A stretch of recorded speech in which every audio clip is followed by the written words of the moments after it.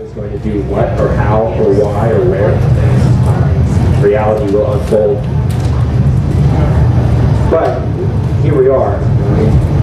For me, in this band where they asked me, would you commit to do this? And I said, well, I don't want to, try to tear the whole festival down or something, but something within me said, well, you have to at least give the little tagline, Inshallah, which is an Arabic word meaning Lord willing. Allah is an Arabic word for God. We say, if God wills, if Allah wills, then we'll be here at the press tent at 5:30. And if Allah wills, we'll hear this certain person speak. But as we see a very tangible example, you might just blame my absent-mindedness, but on the surface it seems if it weren't for Kurt, I would still be over there and you guys would be like, well, what is this? This guy's a joker. He didn't show up for his own appointment. I didn't even know I was supposed to be here.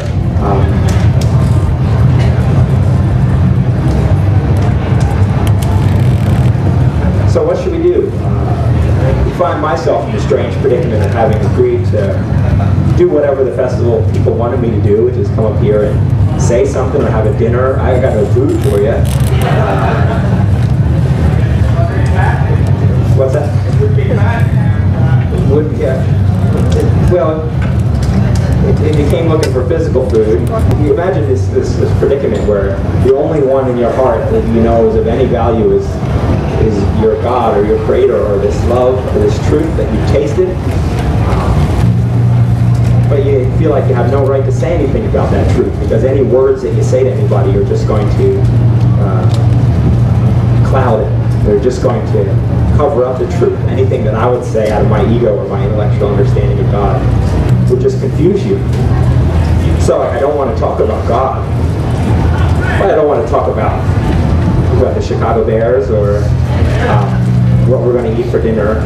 Because on the one hand you say, I'm not worthy of talking about this one. But then you say, well, this stuff isn't worth talking about, or it's not worth my heart giving my life over to it. And you might say, well, it's not your whole life, just one conversation. But what we do with our days is what we end up doing with our lives. We spend our days hanging out with each other, just passing the time, or I'm going to kill a few hours, or I'm going to watch this movie, or I'm going to talk about my plans and what I want to do, and then I'm going to eat this, and then I'm going to use the bathroom. And your whole life will be that. So what should we do? Maybe you didn't come here to give advice, but happen to be a sort of a desperate and deeply confused young man. What to do with this existence? What to do? We find ourselves awake here in a world apparently with no meaning and overrun by selfishness. Where is God to be found? Where is the truth to be experienced? Yes, dear. Where's Me Without You playing after this festival? Where is Me Without You playing after the festival? Yeah. I don't know what we have a show scheduled in Iowa City. But again, it's like this whole farce, like you say, we're going to go to this city and do this. You don't know what's going to happen. We had one of the members of our band drop out of the tour because of the sickness in the family. And then some of the shows we played as just a couple of us, and some, it doesn't go the way you plan. So again, we say, Lord willing, if the truth so dictates, or if it happens to work out as we've expected, Iowa City a day after tomorrow. I guess tomorrow we plan to still be around here. Is that all right? Yeah. What do you mean, like beyond that too? I think we have like 2 weeks worth of touring, and it's up on websites, and you can see that sort of thing. Do you plan on being in the Pittsburgh area soon? In the Pittsburgh area? Yes. I don't know. Does anybody else know? Anybody seen our website? Oh, that gentleman, our brother. Thank you. I will need it back then. Traveling with us. I will need it back. Okay. We're kind of looking for something. Again, it's not that I want to discourage anybody else from thinking about where this tour is going or where this band might be performing or what we're going to eat for dinner. It's fine. But there's also a sense of me that there's going to be people here who aren't interested in that. Some people say, well, who's Me Without You, or what does that? I'm not interested in where they're playing. What I'm interested in is hearing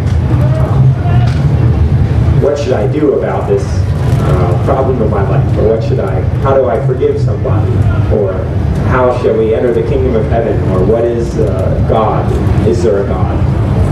If you're anything like me, these questions are always with you. And there's a oneness to that, those questions. What's the meaning of our life? What's the purpose of our existence, if there is one? What is truth? How should we live? So there's a reluctance to talk about anything that would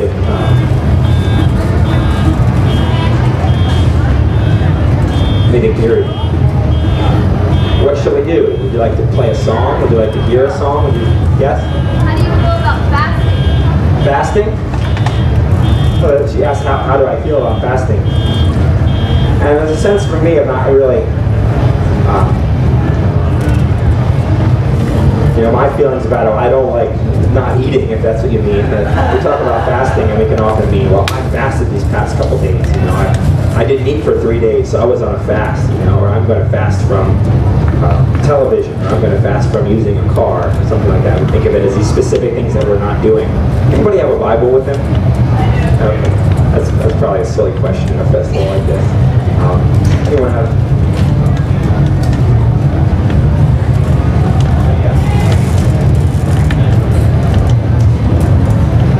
Maybe somebody has the Bible written on their heart and can recite Prophet Isaiah's words from what we've broken up to be about the 58th chapter or something like that.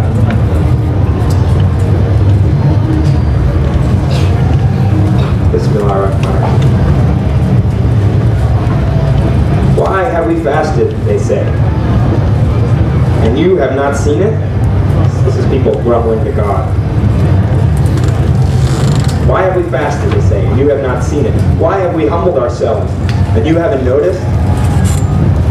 You might also say, why have I been praying all this time, and God doesn't answer my prayers? Why am I helping people, trying to be a good person, and I just get screwed in the end? Why am I doing the dishes for my roommate, and they never do them back? Whatever it is. I'm doing this great thing, and I'm not getting my due. Why have we humbled ourselves, and you have not noticed? Here's the response. Yet on the day of your fasting, you do as you please and exploit all your workers. Your fasting ends in quarreling and strife, and in striking each other with wicked fists. You cannot fast as you do today and expect your voice to be heard on high. Is this the kind of fast I have chosen? Only a day for people to humble themselves? Is it only for bowing one's head like a reed and for lying in sackcloth and ashes? Is that what you call fast?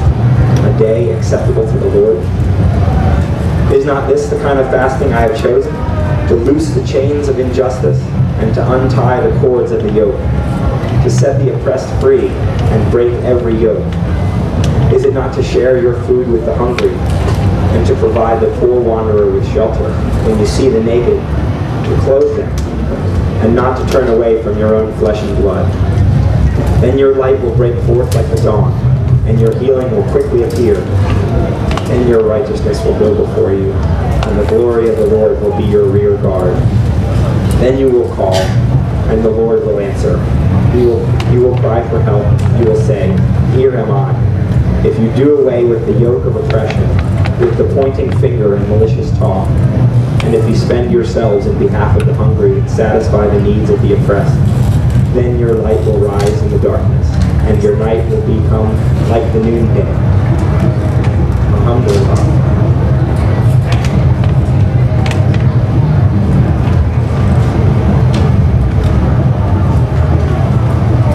So we start to get a sense of God's call to fasting, not as being sort of a momentary denial of physical pleasure.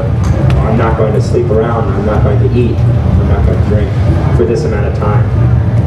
But we start to understand those things as just an example or a very tangible, immediate call of something we can do that can point toward this greater call of, as it's describing, set the oppressed free, do away with the pointing finger and malicious talk, to break every yoke, to set free the slaves. So this is the call of our entire life. So what can I speak with any authority about that? So that don't do those things. So again, you see the difficulty of the position of someone who's been asked to go and speak about something that he has no understanding. If somebody asked me, we're having a math festival, we want you to come lecture on advanced calculus. I'd say, well, no. I could get up in front of people and do a dance. I could make up a song about calculus.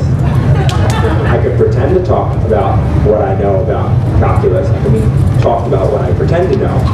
And the only way it was going to fool anybody is if nobody at the fest has any idea about calculus. And they might be impressed by my confidence in my presentation about the principles of comparative math. So anybody would say, this guy really knows what he's talking about. When, somebody might have been at recent festivals or times we travel around the country with instruments and we play music. And then after people ask me about, sometimes they say, what's this song mean? Or what's this Bible verse mean? Or what do you think of this concept like fasting? Or what do you think about other religions? And they ask these questions.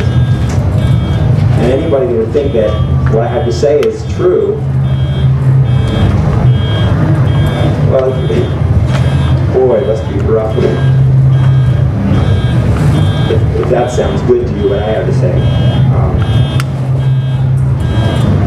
So for whatever reason, when my brothers and sisters at the Jesus People Festival, at the Cornerstone Festival, asked me to do this, not wanting to be rude or unaccommodating, to say yes, well, Lord willing, I went in with a sense that the speaking about God or the truth about God isn't exactly like calculus. It would be even more extreme than that if I were to come in with expectations of being a great teacher or being a leader or being a rabbi of some sort or being some kind of pastor or a minister. I'm going to teach these people. I'm going to go up in front of them, tell them what they need to hear. Well, I would honestly have a better chance of telling people about calculus than telling you about God. But we have these subtle examples in the scriptures where someone like Moses was told to go and set the people free, to declare the freedom of God to the Israelites who were oppressed by the Pharaoh. And we read he was a stutterer. He wasn't a good speaker. He wasn't like an impassioned public speaker or a preacher or necessarily a learned man or a PhD or something like that. He wasn't like a calculus professor, but God said, well, that's all right, because I'll give you the words to say at that time. And we see the same thing with Paul. He said, I came with fear and trembling. I know what I was going to say. I didn't plan anything out. So that God would be glorified. So that nobody would walk away thinking, man, that Moses, he's really a powerful leader. They just say, man, if God would use somebody like Moses, who's a total screwball, well, maybe God could use me too. Or to say, man, God could use Paul, who was like the worst. He was like a murderer. And he was an oppressor. Maybe God could use me. Maybe the things I've done haven't disqualified me from God's grace.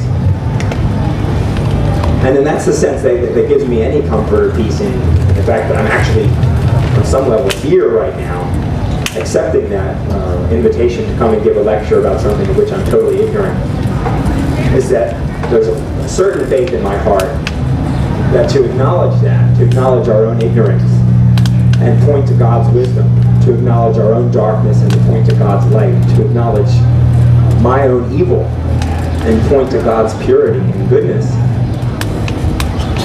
Well, I can do that. In other words, I don't have to be a hypocrite. You don't have to be a hypocrite. I am, but I don't have to be. On some level, we know I have to be a sinner. Is a word we throw around in the Christian language kind of people. I'm a sinner, But if you don't like that kind of language or the good and evil talk, you can at least say, well, I don't have it all together. I don't always do what I know I should. Or I'm not perfect, or I'm not loving others as myself. I'm not living up to the highest ideal of what I can imagine for humanity.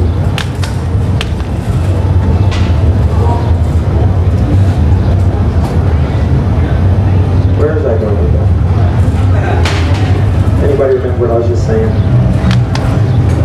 You weren't really necessarily coming and talking about this. Right. Thank you. So I don't have to be a hypocrite. I don't have to, in other words, if I was asked to come and give a lecture about calculus and they insisted, no, you have to do this, I could at least get up there and admit from the get-go, I don't know what I'm talking about. But, so we can maybe forego the notion of we're going to learn about calculus with our intellect. Today we're going to walk away with a better understanding in our mind of calculus. And certainly today, this afternoon or evening, we can throw away all such concepts, that we're going to walk away from this press tent with a more sophisticated or developed intellectual concept of God, or some new religious understanding of our mind that we can go and tell people, or some slogan we can put on a t-shirt that can beef up our identity as a Christian, or somebody to affirm you in what you already believe and further you along. But we might not get that. At least that's not what's coming out in my heart. It's like this constant trembling of, oh no, how did I end up here? And what have I got for these people? And it's always this, well, it's the same thing right now. It's that, well, I'd be a hypocrite if I said anything about God that I know or understand. But I'd also be a liar if I said, so, let's just party. Or let's just eat and drink and be merry, for tomorrow we die. Or, well, let's just hang out and have a good time and pass the best, and then we'll go home and say, oh, I made a lot of great friends, and it was a lovely time, and the weather wasn't too bad, and I had this to eat, and I saw these bands. So it's like a razor's edge. But it's so simple, what's in my heart for you guys. It's so simple, like a child could understand it, but it's so strange and distant that no PhD professor of any philosophy or religion can contain it. Of course, you know that love is the mystery that we're talking about, that the love that God has for us is what we're talking about. That's the subject. That's the subject of our lives. That's the source of our lives, the beginning of our lives, the current reality of our lives, and the end of our lives. It's both the mountaintop and the sea to which the river flows. It's the water in the river. It's the water as it's being taken up into the sky. It's the water in the clouds that comes down and rains everything. It's the crops that are nourished by the water. It's those of us who eat the crops that are nourished by those that are nourished by the water.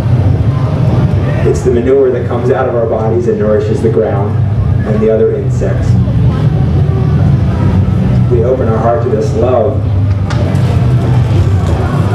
We fall down dead before it. Perhaps another way of putting it. We give up our understandings of it. We give up our intellectual concepts of it. We give up our doctrines of it. We give up our dogmas. We give up our preconceived notions about where it can appear, in what form it will take, who it can come through, who possesses it.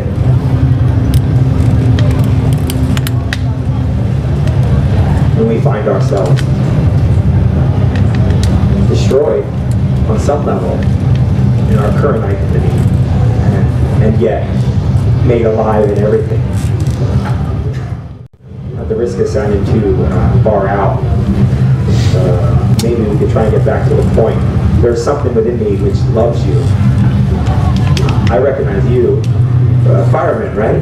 Oh, yeah. And the brother over here, and here and there is like a couple people whose faces I've seen, and so I can say, oh, I kind of care about this guy. I've got some history with him. But the only reason I say I care about Kurt back there at the mixing board is, well, Kurt's been around me. Kurt's been really nice to me. He's always been friendly to me. He's always been pleasant. He talks about things that are interesting to me. He's relatively sane. He's fed us. He's let us sleep in his basement on the floor. He's been very hospitable. So I can say, oh, I care about Kurt. But the guy next to Kurt, he can live or die. It don't make a difference to me on some level. And most of you are like the guy next to Kurt. I don't know you. I don't care about you. You could die in a car wreck on the way home from the festival, and at best you'd be a statistic to me. Oh, that's interesting. Somebody died on the way home from Cornerstone. What a shame. Could you please pass the mustard? So what a hell for my life to try to pretend that that animal, whose only concern is mustard, to pretend that that is God, pretend that that is a Christian, to pretend that that is a lover, to pretend that that has love for other lives as my own, to pretend that that's a teacher, to pretend that that has wisdom, or has understanding, has something to offer. the people who would come and ask it questions. What the hell my life has been, in so much as that has been my consciousness. And what a heaven to accept the truth of my state, my current level of existence, which is that of a beast or an animal. I mean, pure. It wouldn't be fair. It wouldn't be enough to say selfish. The sense in my heart is that of my identity as being selfishness, purely selfish. I mean, that being the only concern of mine. Kurt, I care about you, not because you're you. I don't actually know you. I care about what you've done for me. I care about the way you've made me happy. And if rather than feeding me and letting me sleep on your floor every time you saw me, you kicked me in the balls, I wouldn't have that same fondness for you. So this is what we call love. You say, I love this woman, this girl, man, I'm in love with her. Well, you are? And you love her? Is it because she makes you happy? What if she was the one who kicked you in the, well, wherever? What if she was that stranger on the road who cut you off? What if she was that family member who abused you? Would you love her then? You have to say, well, no, I wouldn't want to marry her then. At least I wouldn't want to be around her. I love this woman because, and you come back, okay, yeah, it is because of how she makes me feel. Okay, well, we can call that love if we like. It might be a semantic debate. You know, we say, I love granola bars. They're so tasty, you know. But is that what we mean when we say God loves the world or God loves us? Is the way we appreciate a granola bar? It makes us feel good, or our taste buds have pleasure. And is that what we are to God? Is that the nature of God's love? Is that we bring pleasure to God? And so there's a fondness, and He'll continue unwrapping us and eating us.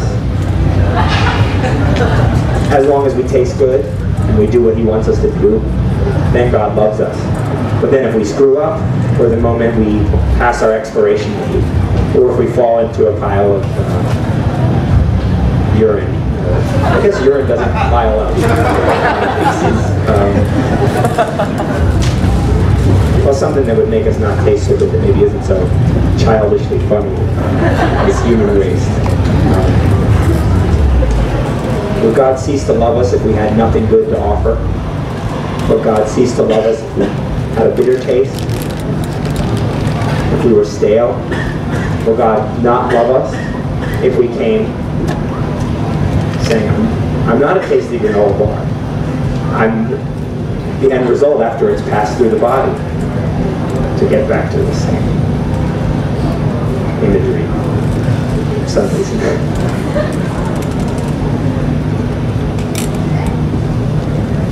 Well, you don't have to believe it. It has nothing to do with you accepting my beliefs or my perspective, you know. But it should be interesting to you to say, well, there is a fool who thinks the love of God doesn't know any boundaries.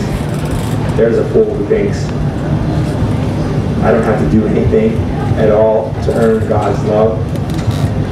I don't have to be anything to earn God's love. I don't have to know anything. I don't have to accomplish anything. I don't have to be smart. I don't have to be good looking. I don't have to be religiously in the know. I don't have to be wealthy. I don't have to be poor. We look at the sun and we're given that example of a power that exists. This is something right above us. It's not a fairy tale we're talking about. There is a star. And we can see it. And it's so hot and so bright that even millions of miles away, or if there's any physics people here, correct me. I don't know how far the sun is, but it's really far. What's that? 93 million miles away. You want to come up here? You know more than me. 93 million miles or so away is this source of light and heat that doesn't care if you're a Christian or a Jew or a Muslim or an atheist or an anti-theist or an agnostic or a Buddhist or a moral relativist or a fundamentalist. We've got an example of something in our reality, not as this sort of esoteric abstraction of a God, but something that exists, that gives, and never asks for anything back. It just gives. That's its nature. Not the way we give, where you hold the door and the person doesn't thank you and you have that thing that flares up.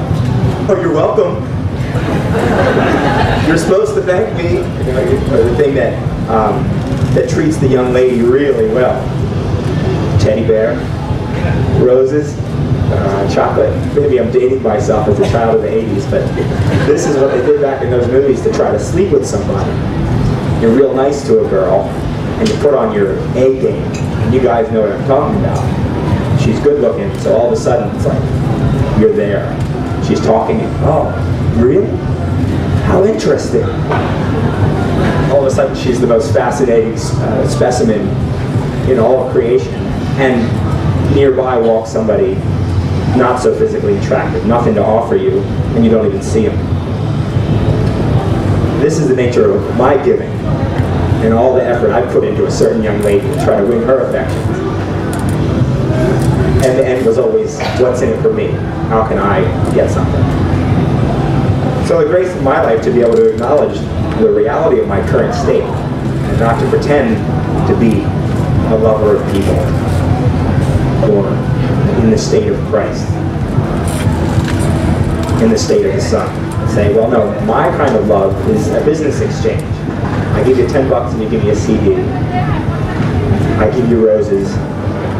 You give me an orgasm. Eventually. Well, again, if we want to call that love, that's fine. I'm not going to try and talk you out of your current language into a different language by saying, no, the only love that exists is the love that gives without any expectation of return, that sacrifices oneself, not for some kind of a wage, but because that's its nature, the nature of such a power as the Son. Isn't going to ask for anything in return, and it's not going to stop. Famous on the radio, where he says, you may say to yourself, how did I get here? Something like that. And you're up on stage in front of a bunch of strangers playing a song written by a total stranger about something you don't understand, with a voice that's out of key, and there's 3 different people buzzing around trying to fix the equipment a la Spinal Tap. You suddenly start to wonder, how did I get here? What are we doing with any value? Well, we've all read or heard maybe the verse from the Bible that says, whether you eat or drink, do all things in the Word of God. So, if you've got food, go on and eat it. If you've got something to drink, do that. If you want to listen to something you can't sing, try to sing people's songs. Do that to glory God. Here. What shall we do? What's that? Something fun, you said? Fun's never been my forte. Tradition was stick in the mud from my groups for the years of finding these scriptures that say, turn your laughter to sorrow and your joy to gloom, weep, mourn, and wail. You double-minded, you hypocrite, all these things. You see Jesus weeping, teaching, blessed are you who weep, blessed are you who mourn, blessed are you poor in spirit, woe to you who laugh. These are difficult teachings for those of us relying on emotional happiness or fun and trying to follow that rabbi who taught that there is not so much God's waiting to knock you down if you're laughing, but in some ways it might be living in denial of a certain reality. Like if you're on a sinking ship and you kind of don't want to face the reality of what's happening, so you lock yourself in your cabin and you shut the windows. You say everything's fine, and you start playing a video game or something to escape the reality of your life, which is it's going down. And of course, we know the reality of the life that we are living, in so much as it's us living it, is going in one place. It's all going back to the ground. It's all turning into the dirt. Everything, all of the dirt goes back to the dirt. And so there's something about fun on a certain level that has had this emptiness for me. It's like, you laugh, but then at the end of the day, you say, oh, for my heart anyway, there's something missing. And sometimes it's being able to really look at my heart as it truly is, and sometimes it's just tears and tears and tears, and you just cry. You see, that's who I am. That's who I am. But then there's like joy, a feeling of peace and joy that comes with those tears, of looking at reality as it is, not trying to cover up the pain within you or ignore it, but facing it head on or turning the light on and looking at it. And then it doesn't seem very powerful then. It's this backwardness where if we try to cover up our pain with fun, or having a good time, or telling jokes, or entertainment, or sexual pleasure, or material wealth, religious highs, whatever it is, covering it up, throwing dirt over it, and it doesn't go away. It's like a mold or something that grows in the dark. It multiplies when we ignore it or when we deny it. But when we turn a light on, when we uncover it, when we dig and we shake all the dirt out of the way, let the sunlight shine on it, that fungus, that mold just goes away on its own. We can't live in the light. So this is an encouragement that, not that you shouldn't have fun, if fun's where your heart's at, but there's this a subtlety to it, that if we're looking for fun, if we're trying to find happiness in this world, we're trying to find peace, that's our goal. I want to be happy.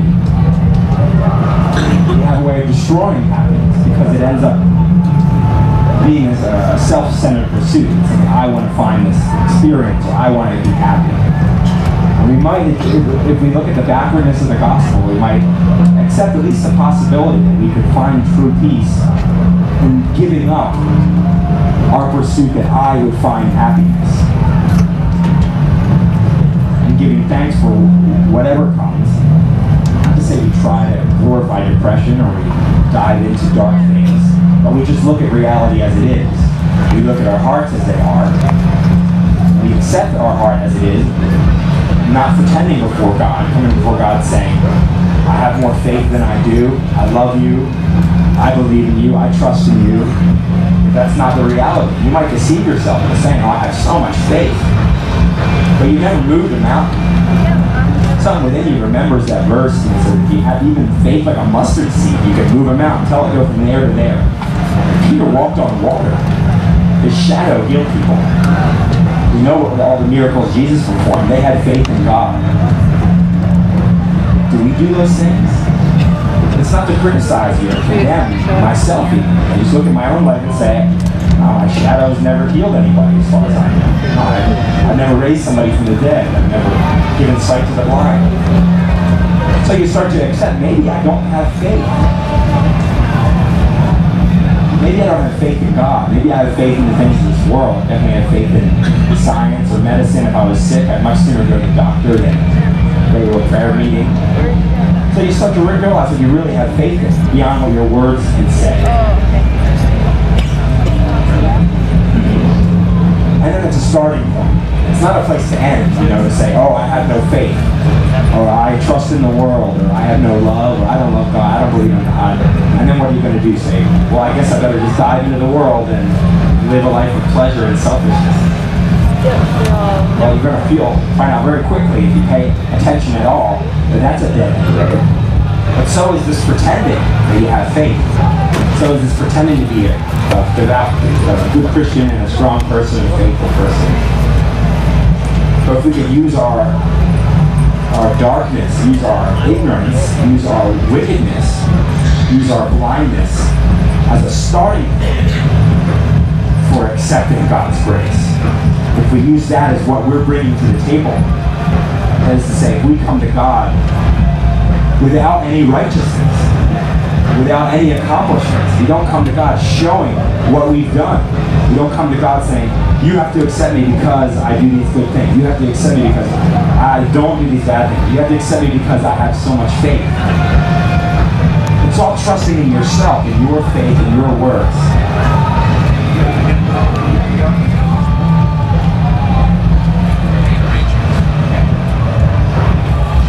So this is an attempt to strengthen your faith in God. To strengthen God's, in a subtler way, the Spirit within you, which is what will trust in God. God's grace will give you the strength to trust in God. So we read these sometimes in the scriptures that not only is it God who receives us and accepts us and forgives us and loves us, it's even the Spirit of God that calls us to repentance. God is the one who accepts repentance, also the one who causes repentance. So we can't even take credit for that. We say, I had this great conversion experience, and I converted, and now I'm a good Christian, and these guys are still lost because they're in the bar, or they're in the brothel, or they're in another religion, but I know the truth now. You don't have any sense of, I got this thing. You just point to God. You say, God is the merciful. God is the one who called me. God is the one who forgives me. And only by that mercy, only by that grace, there's no sense of entitlement to it, no sense of... One verse we're singing it, I opened up a new meaning in my heart where it says, you say you're looking for someone like promise never to part, someone to close his eyes for you, someone to close his heart for you. And it's like, I mean, for Dylan, maybe he's talking about this, a lady wants him to settle down and get married, and he wanted to be freewheeling with Bob Dylan. Womanizing or something. I don't know what he had in mind, but of course there's so much truth in that song. You come to somebody and you say, what, is me, babe? You say you're looking for someone who's never weak but always strong. You have these marriages, people get married. Maybe some of you here are probably married, or if not, you're engaged, you have a girlfriend or a boyfriend you're thinking about marrying, or you came here hoping to meet somebody to get married, you know? I guess that. But we need to remind each other, right? God in our midst reminds us of the folly of this, the craziness of this world. Everything, everywhere we look, we have something promising us happiness. You can't drive down the highway without seeing billboards, you know, every mile or less, you know, saying, come here, buy this, come here and give us your business, give us your this, you know, the picture of a person smoking a cigarette, they're so happy. We're driving a certain car on television, it's like 4 trucks or something, it's like, you know, and we might not even realize it, but it's this constant barrage of not just advertising, but even this notion of marriage. People are thinking, when I marry somebody, that's kind of the big one, the big commitment you're going to make. And we're thinking that's what's going to fulfill me. I'm going to find that person who's never weak but always strong, and to protect me and defend me whether I'm right or wrong. And for Dylan to have that clarity, or at least that clarity is amongst us, if we're willing to accept it, or look around and ask other brothers and sisters who've been married and ask them, has that fulfilled you? Is that the thing that brought an end to your loneliness? I mean, if you're here and you feel any loneliness, what are you going to do? You're going to try to have fun? You're going to go to parties? You're going to come to festivals and shows? You're going to go on chat rooms and MySpace and go to a church, or find a wife, or a community where you have a group of people that you live with? Any number of things we do. Quite often when we're a little kid and we look for somebody to sit with at the lunch table in elementary school, we want that acceptance. You want someone who's always going to be there for you. Especially when you're halfway. And you put your trust in that person. Well, every time Jeff uses MySpace too, I don't know why. Be a Tampa, like a stick in the mud or something. Rain on a parade, but it's a lousy parade. At least with all my friends who've gone through it, been married, and you see it. Either they don't get along so much that they get divorced, or they live together, but there's just a great heaviness or a disappointment because what they expected from that other person is they're going to meet my needs. They're going to fulfill me in some way. But whoever this is speaking to, if you have any expectation of another person to meet your needs, or to fulfill you, or to take away that emptiness inside, that loneliness, hand it to God within your heart. If you have any idea that God exists, and there is God, then say to God within you, well, clear that one up. Because I know someone within me knows it's bogus. There's no other person that will truly understand me. There's no other person that will truly be there for me. Even if it's just as tangible as they're going to die one day. Even if they don't turn out to be a real nasty person. But they will at some point. If that person you're trusting, they're going to be so nice to you. Well, one day they wake up and it's a certain time of the month or something went bad at work or something happened, and they're not so nice to you. They start dumping on you all of a sudden. If your contentment is based on them being nice to you, if your willingness and ability to be loving to them is dependent upon them loving you, it's not love. Well, you can call it love, but it's not the love that our hearts have tasted when we experience that one, that unconditional grace of God, which exists for us no matter whether we do the right thing or the wrong thing. That love is still love. It's still there for us. It doesn't cease because of our behavior. It doesn't change. It's unchanging, unchangeable. So we need to tap into that. We need to make that our love. We need to accept what I'm calling love for this person. Maybe that's not really love. Maybe that's such a limit. It's like pleasure exchange. So in that way, we take this burden off of that person, that they're going to bring us happiness. And we find our happiness in the one who can truly provide it, who's always there for us. And then imagine what would happen if you literally build your house of peace on a rock, on something unchanging, unchangeable, and loving. And then no matter what happens on the outside, your wife takes a nap, and love and peace into that person's life, you'd be amazed how quickly it'll diffuse the situation, how quickly their heart will melt. If it's not an absolute stone, if their heart's not totally a rock. I mean, if someone's nasty to you, maybe they got something against you, and then you strike back and you say, oh yeah, well, you did this. They're just going to get more defensive, and it's only going to reinforce their position against you as the one who's at fault, because, oh, look at that, I brought it up to them, and then they just got angry and attacked me back. So both of you are going to sit there thinking, they're at fault. No, he's at fault. No, she's at fault. No, he. And you talk to anybody who's in a fight with somebody, and you hear the exact same thing from everybody involved. Well, it always starts with that. She. It's a lie. It's not true. It's not their fault. You can't blame anybody for you getting angry.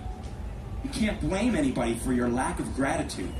You can't blame anybody else for the fact that you're not living in praise of God all the time. We have the examples of the martyrs.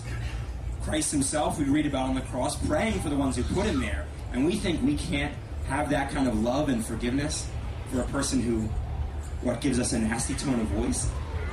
Well, that's fine. If we want to live that way, it's like, I'll be nice to the people who are nice to me. Very reasonable way to live. Sounds kind of just, eye for eye kind of thing. Like, well, if someone's nice to me, I'll be nice to them. If someone's mean to me, I'm mean to them. It doesn't seem to be the way of the gospel.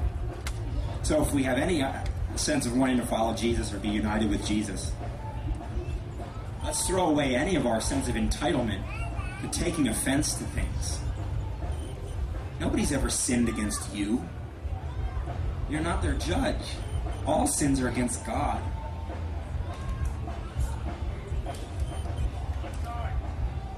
With, another song, perhaps? Yellow Spider! I never said I was brave? Oh, that's funny. Yeah. I haven't done. Yeah. There's a song, you asked for a song, there's a line from a Leonard Cohen song that I never said that I was brave. There's another one, these guys that, they're not pastors, but they speak truth into your heart when you say, oh yeah, you're a coward, and we can admit that, Dylan saying it ain't me, babe, we can look deeper into that and say, well, who is it then? If it ain't you, that's good to know. Thank you for not pretending. It's like, what if he married the girl saying, it's me, babe. It's me. I'm the one that's going to always be there for you. I'm always going to be strong for you. I'm always going to hold the door for you. I'm going to gather flowers for you all the time. And 10 years into the marriage, it's not so exciting anymore. And you people who've been married a long time, you can reflect. Is my spouse quite as considerate to me and as romantic as he or she was when we first went on that first date? Are they paying as much attention to me as they were then? Are they gathering flowers for me? Are they showing up as excited as they were that first day? Probably not. In many, many cases, that excitement fades. That thing that we call being in love, we start to wonder, is that really love? If it fades, if it's subject to change, if it's subject to emotion, if it's subject to sexual excitement, all these things that come and go, is that what we want to call love? Well, if so, that's fine.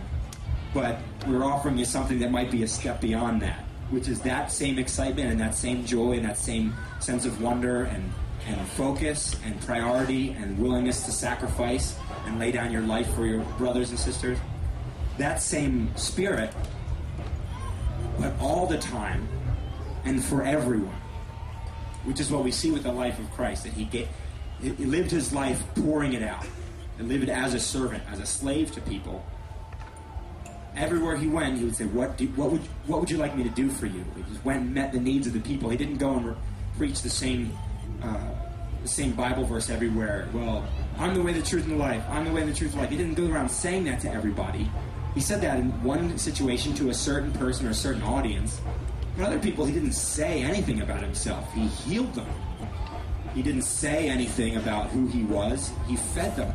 He brought someone back from the dead, and that spoke volumes. That declared who he was. Like when John the Baptist comes and asks, are you the one that we've been waiting for? Are you the Christ? John wants to know. He's been out there in the camel skin eating locusts and wild honey, and he's really into this whole Messiah thing. And now we've heard some reports that there's something stirring here in Israel. Are you him? And remember Jesus' response. He says, well, tell him what you see. He doesn't say, yeah. Oh, yeah, it's me. I'm the Christ.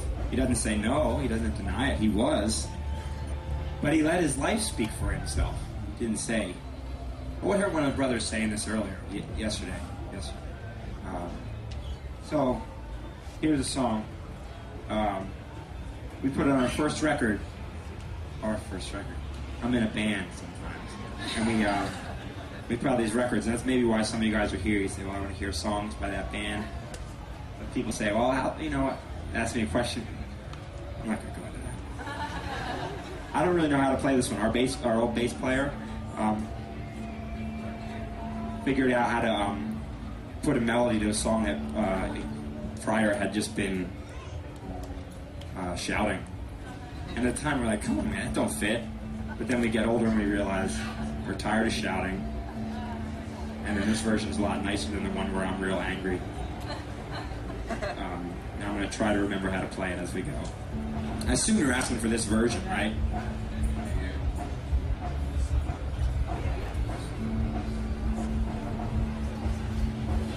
First line's from a Smith song.